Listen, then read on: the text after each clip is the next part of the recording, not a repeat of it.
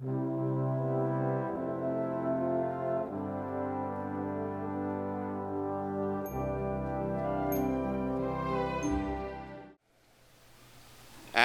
chapter 28. This morning's sermon will be taken from verses 1 through 10.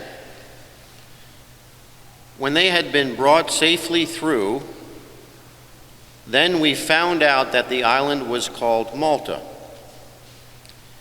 The natives showed us extraordinary kindness, for because of the rain that had set in, and because of the cold, they kindled a fire and received us all. But when Paul had gathered a bundle of sticks and laid them on the fire, a viper came out because of the heat and fastened itself on his hand. And when the natives saw the creature hanging from his hand, they began saying to one another, "Undoubtedly this man is a murderer, and though he has been saved from the sea, justice has not allowed him to live." However, he shook the creature off into the fire and suffered no harm. But they were expecting that he was about to swell up or suddenly fall down dead. But after they had waited a long time and had seen nothing unusual happen to him, they changed their minds and began to say that he was a god. Now in the neighborhood of that place were lands belonging to the leading man of the island, named Publius, who welcomed us and entertained us courteously 3 days. And it happened that the father of Publius was lying in bed afflicted with recurrent fever and dysentery. And Paul went in to see him. And after he had prayed, he laid his hands on him and he healed him. And after this had happened, the rest of the people on the island who had diseases were coming to him and getting cured. They also honored us with many marks of respect. And when we were setting sail, they supplied us with all we needed. Now, getting back to our text, we have been following the life missionary journey of the Apostle Paul. And rather than an experience of health, wealth, and prosperity, we have found time and time again that the journey of Paul was really one of great trials and tribulations. He'd been beaten several times. Even now, in our text, he's chained up as a criminal, while his own kinsmen, according to the flesh, are making plots and plans to see him murdered. And the scriptures tell us that Paul was a man like unto us. And we know that Paul sometimes even did things that he knew he should not do. And we know that Paul actually had a thorn in his flesh, and that he often found himself pressed down on every side. His journey in life was far from easy. And it has been written down, divinely recorded, for our example as well as our edification. Because each of us are also on a life journey for Christ. And we, like Paul, have been sent by Christ to take the light of God's grace and truth into this dark world in which we live. And there is a great danger as you and I are on this life journey for Christ to focus too much on our own individual troubles and not enough on our own individual blessings. Difficulties can burden us and weigh us down with all sorts of anxiety. Worries and fears will paralyze our ability to maintain a happy spirit. And our hearts are at best deceitful. And we will hear a constant whisper of temptation to give up or even give in. But we are called to fight a good fight without growing weary in well-doing for Christ. And we are admonished to take these thoughts captive to the obedience of Christ. And we are even called to rejoice not sometimes, but always, even when difficult times come. God has called us to run that race that He has providentially set before us in our life journey. And it's going to be at times rough. But in our text today, we have that holy reminder that God gives many blessings as we seek to go through our difficulties and endure our afflictions as good soldiers, pressing onward. And sometimes we need to slow down and count those blessings. The hymn writer had these thoughts in mind as he sought to remind us not to be overcome with difficulties to despair. When he wrote the hymn, listen to some of his words. He said, "Are you ever burdened with a load of care? Does the cross seem heavy that you have been called to bear? When upon life's billows you are tempest-tossed, and when you are discouraged, thinking all is lost, count your blessings.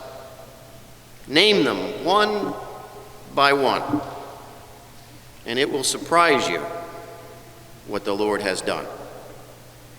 He goes on to say, "So amid the conflict, whether great or small, do not be discouraged. God is over all. Count your many blessings. Angels will attend. Help and comfort give you to your journey's end." The first blessing that we find in verse 1 of our text is that Paul had been brought safely through all of his past trials. We're now nearing the end of his life and ministry on this earth. He's been through 3 missionary journeys. We have read and exposited many trials and many tribulations, all the difficulties. And yet we read in verse 1, when they had been brought safely through. They, including Paul as God's servant, as God's dear chosen child of grace. He was brought safely through all those difficulties. For several weeks we focused on the storm and the boat and the sailors plotting to murder all the prisoners, including Paul. All the troubles of darkness and despair when all hope was abandoned by everybody else. All the waves. We read here when they had been brought safely through. Now Luke is writing here as he has been moved by the Spirit of God specifically to emphasize the divine truth of God's loving, providential care towards his children while they're on their life journey and even in the storm. Paul had been brought safely through. The Lord had brought Paul safely through as God, friends, works all things together for the good of those that love him. Paul had been brought safely as God carried him along with persevering grace. The waves were rough. Remember, they were in a place where 2 seas meet. But God proved to be much stronger. The boat broke up, but Paul was brought safely through. The cargo was lost. The food was thrown overboard to perish in the stormy sea. But Paul had been brought safely through. The application for you and I is that Christ is alive and will never ever leave or ever forsake us, even through a storm. He will carry us safely to his heavenly kingdom. Just as he brought Paul safely through, so too will the Lord bring us safely through all of our difficulties. The Lord's arms are not too heavy that he cannot save. God has blessed us with eternal care, and nothing can separate us from the loving, eternal grip of the Lord Jesus Christ. He that began a good work in us is faithful and just to fully accomplish it until the day of Christ Jesus. Friends, you and I have not made it this far in life without Christ and his special, providential, loving care to carry us safely through all of our past difficulties. Others have fallen. Others have perished. Others have a faith that suffered shipwreck. But you and I continue to believe and press onward because we've been brought safely through all our difficulties. God has time and time again proven providential care for his special chosen people. God has shut the mouths of lions. God has sent a raven to give food to his people. God has provided water from a rock. God brought Noah safely through the great flood. God brought his people safely through the Red Sea. God brought his people through the plagues of Egypt. God brought his people through the desert, through the famine, and through the wilderness. And then God gave great encouragement to Joshua by saying this, "Just as I was with Moses, so shall I be with you." Just as God was with the Apostle Paul in that storm, carrying him safely through, so shall God be with you and I. Jesus is the same yesterday, today, and will be forever. He will never ever cease from carrying us safely through all of our troubles. Jesus died to save, and he now lives to keep us saved. But friends, you may not feel his presence. You may not feel his love, and you may not feel his hands of providence as he carries you. But he will continue even though you don't feel him. Friends, the king of this world will make your fire 7 times hotter. But if you look with eyes of faith, you really will see one like the Son of God walking in your midst of all your troubles. Then in verse 2, we see how Paul was showed extraordinary kindness from the natives on the island of Malta. And blessings can come in many ways. And here we have extraordinary kindness being showed to Paul by absolute strangers. Verse 2 tells us that although Paul was brought safely through the storm, he is now on land that is very rainy, wet, and he's freezing cold. Now, it can be dangerous to enter into a stranger's territory alone in and of itself. The natives could have perceived Paul and the others as a threat, but rather than resist and reject, the natives kindled a fire to warm the apostle and treated them as friends rather than enemies.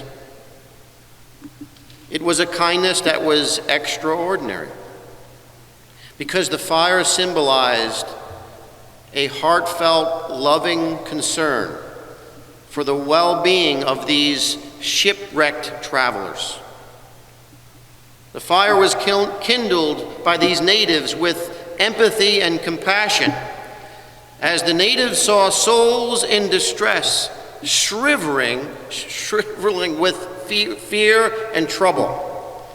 And Luke describes the kindness that these natives showed as extraordinary. It wasn't, we'll help them out, we'll do what we can. They had been divinely moved to help and comfort Paul and his companions. And just as God brought protection from the storm itself, God also now brings acts of extraordinary kindness to his people by others. God works all things together. And now he's using these natives to minister what the apostle needs to continue on his journey. Hypothermia could have easily turned deadly in a matter of minutes. But these natives were moved to help above and beyond ordinary kindness.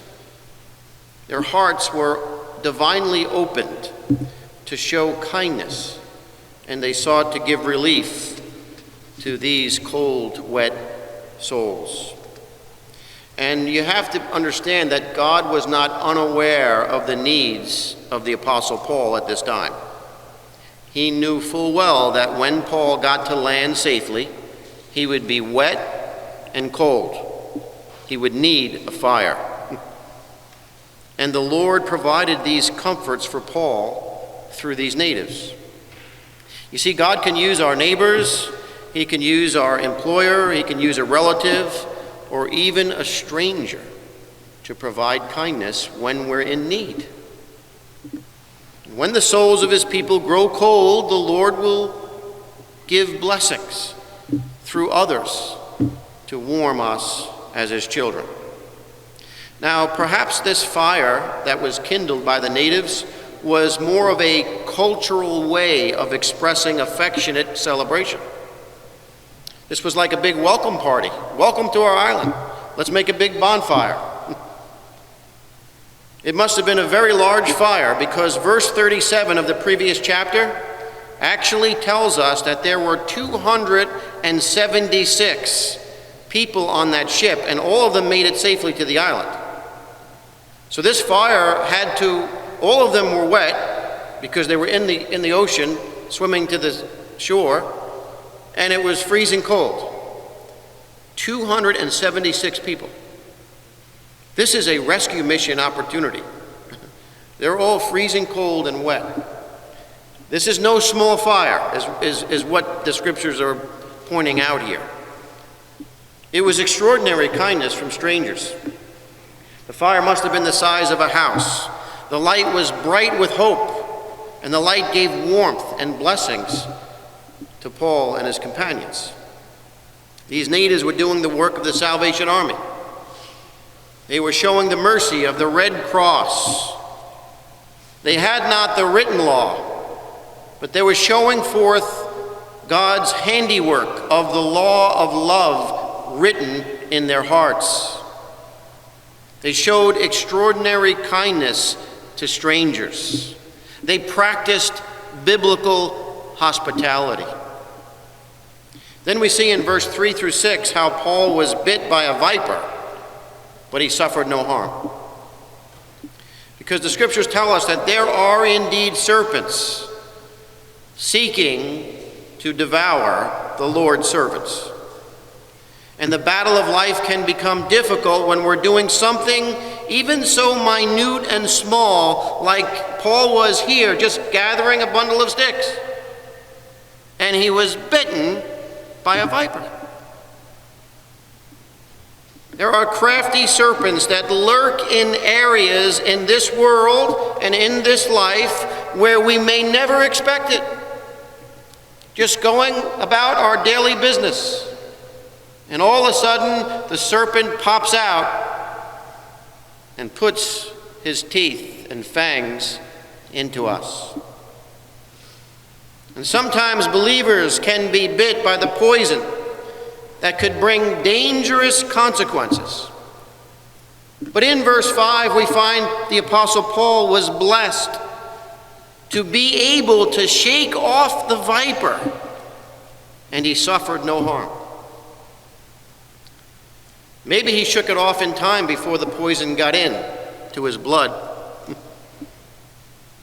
And verse 3 tells us that the viper fastened itself on Paul's hand. It bit with vengeance and determination to do great harm. But divinely, Paul was able to shake it off. The viper of addictions can fasten itself, but God can enable his people to shake it off. Paul was bit but suffered no harm from the bite. The bite was strong, but not too strong for God. God can break the strongest bite hold of any serpent. God can release souls from drugs and alcohol and all kinds of immorality. Nothing can fasten itself to God's people that God cannot enable them to shake it off.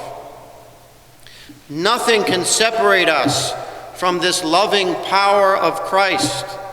Sin shall no longer have dominion over you who are in Christ Jesus. Now the serpent may bruise your heel, but through Christ his head is crushed. Observe how the serpent's bite seeks to destroy the apostle's reputation and character. As we're told in verse 4, how the natives were saying that Paul was bit for justice due to his sin. In other words, he got bit and now he's going to die because he's a criminal. They must have saw him in his change. They must have heard that not all the sailors on that boat were pure and righteous. They were on their way to Rome being tried for crimes. And they're now seeing the viper as if God sent the snake to bite Paul because of his sin. This bite is seeking to destroy the character of Paul. But the Lord breaks the hold of the serpent and saves Paul's reputation, as the natives in verse 6 change their minds and they begin to see good in Paul rather than evil. It is as though God used the serpent's bite to show the natives that Paul is very different from the others. The way in which Paul responded to the viper bite was actually used by God to draw the natives to the apostle as someone very unique and special. And here is where we ought to see how the Lord can use our viper bites for the good. Others are watching you and I when we are attacked, and they wait to see how we respond. But friends, our bites can be used as opportunities to show others the power of Christ. Paul was bitten, but blessed with loving protection, not only from the elements of wind and water, but now with no harm from the bite of this viper. Do not fear the serpent, because the Lord has taken away the potency of his bite. O death, where is thy sting? O grave, where is thy victory? Yea, even though we may walk through a very dark valley of vipers all over, we can fear no evil, because the Lord is with us wherever we shall go.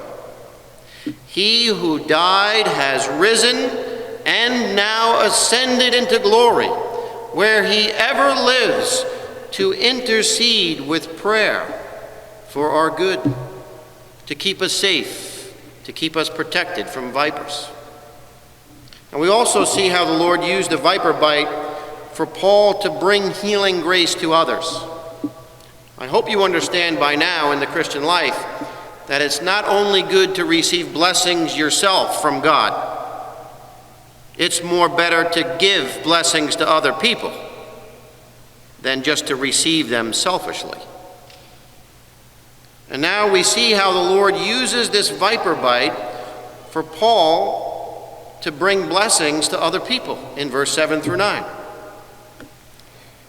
Verse 7 tells us that the leading man of the island entertained Paul for a few days, but he had a father in verse 8 that was very sick. So Paul, because he had loving compassion for others, not just himself, he visited the man. And we're told in verse 8 that he prayed with and for the man. The fervent prayers of Paul availed much. The man was healed. And Paul knew that there are some problems and difficulties in this life that can only be overcome with prayer and fasting. Remember the disciples? They tried everything to heal, but they were unsuccessful. And they were told by the Lord, this kind can only come out through prayers. Oh, friends, I hope you are a praying Christian. If you're not, there's going to be some defeats in your life that you can't overcome without prayer. You'll never overcome without prayer. Paul was a praying man. And Paul was blessed to be able to minister to others, but he knew that God would honor his prayers. Paul was not a doctor or a surgeon, but he understood that there is power in prayer. Paul could not offer a paper prescription, so he offered a prayer of petition. And verse 9 tells us that Paul did not have to go door to door to do evangelism. Why? Because many other island people were coming to him. You can bet anything that Paul did not keep his mouth shut about Christ when he's healing people.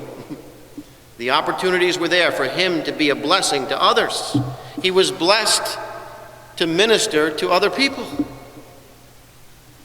And we ought to pray that we would be of help to others. Our viper bites can be used as opportunities for others to see the power of God, and they will come to us for ministry.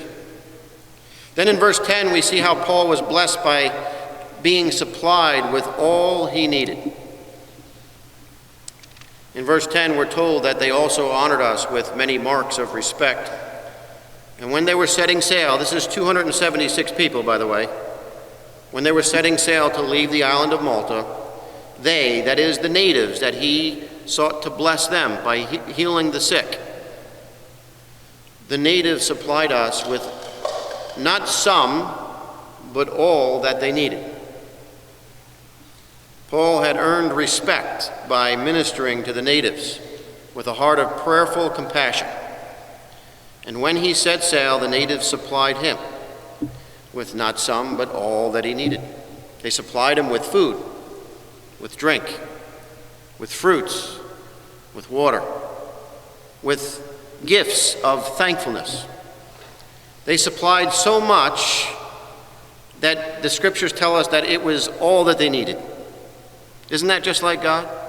He uses a lot of means because he promises to provide all of our needs according to his riches and glory. And now unto God, who is able to do abundantly above and beyond all that we can ask or think. Who here can stand and say, God has not been gracious to me, he's never supplied all of my needs? You see where I'm going. The scriptures describe Jesus as Jehovah Jireh. The Lord provides abundantly above and beyond all that we need. God may not supply all of your wants, but he will supply all of your needs. He'll use a stranger if he has to, like he did to Paul, these natives. Paul had a rough journey, but in these 10 verses, we find a lot of blessing going on. All that he needs. If you have food and clothing, you should be content. And we have much more. If you're here today and all you have is Christ, You have a bazillion reasons to rejoice always. In conclusion, I've asked Mark if we could sing Count Your Blessings. I hope you get that from this text, that in the context of stormy trials and difficulties in life, it's good to slow down and focus on some blessings. There's a lot of them packed in here in these short verses. And it's not just Paul that was blessed. God blesses us.